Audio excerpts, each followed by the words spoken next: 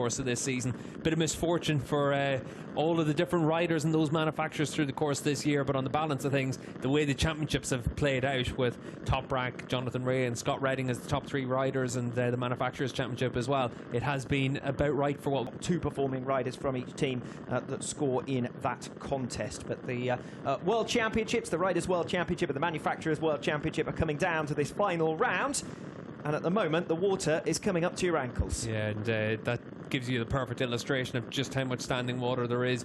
That's probably on the outside of maybe the last corner, because there is a few marshals out there just wandering around. But as it is right now, it's definitely a little bit of time to get yourself cooled off at this stage for some of the super sport riders. Well, every reason to enjoy himself, Mr. Dominic Egerton, the 2021 World Champion. And why bother going back to the hotel? You're probably not going to be able to get back there anyway in these this season, and nice and relaxed this weekend. He's just after finishing on the podium in the super sport race. There were spots of rain for that, but nothing like what we have now. You can see for Toprak, when he made his way to the grid, he was already making his way off of it pretty quick. Yes, Emperor Penguin style almost, rushing away. And as I said previously, a little bit of acrobatics to scale the pit wall as well. But this looks to me like a mere formality. I cannot see how the track will be in conditions to be able to race this afternoon at all. These, of course, are replay images. We've long since vacated the grid. Umbrellas wouldn't even withstand it. The palm trees could barely withstand the wind, let alone the rain, and it is still coming down very heavily. And all that's happening is that the water's getting deeper and deeper. And I joked about an Olympic depth swimming pool, but we're getting closer and closer.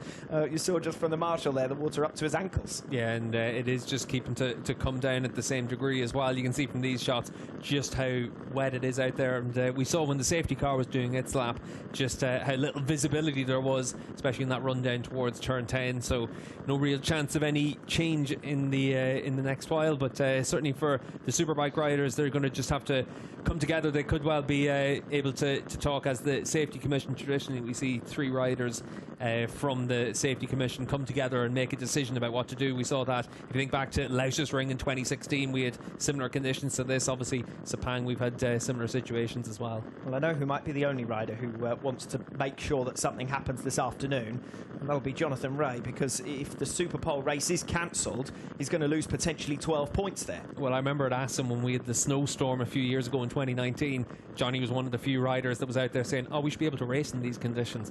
Even with the snow, he knew it was a chance to make up points in Alvaro Bautista that year. He wanted to go out and race, and obviously in conditions like this, he's the rider with most to lose. If he misses out on a scoring opportunity this weekend, it could be curtains for his championship. Let's be honest, if the race had already got started before that rain came down, it would have practically immediately been red flagged, because people would have been going off left, right and centre. There's no way that you could have possibly continued on in this situation. I think it's, as I said, a bit of a formality at the moment that presumably is being discussed behind the scenes at the highest level, but I can't see anything other than a postponement of this race, and potentially the puddles, just how deep that standing water is. And you can see here from these shots, the rain's still coming down unabated. And the reason that I say most likely we're heading towards the territory of 2 feature-length races is that we've been in this situation of postponing race 1 before, just as recently as the Spanish round during the triple header, where race 1 had to be moved from day 1, as it were, race day 1, the Saturday, then took place on the Sunday morning, and race 2 raced in the afternoon. Now, I'm quite sure that if we were in that circumstance, some of the teams would be lobbying for all 3 races to be run tomorrow, but the schedule is intensely tightly packed. Yeah, and I think that's where decisions would have to be made, and definitely well above our pay grade, but everyone wants to see 3 races this weekend. The championship battle we've had all the way through this season has been tremendous. You can see for doesn't stop us from offering some conjecture, though, does it? It might be above our pay grade, but it won't stop us from passing comment, as Toprak Razgatlioglu gives a little bit of an extra dousing to Jules Cluzel. Well, I said previously I wanted to know where Cluzel had managed to get to. The number 16 tattoo on his back gives it away, if nothing else. And he and Dominic Egerton before him already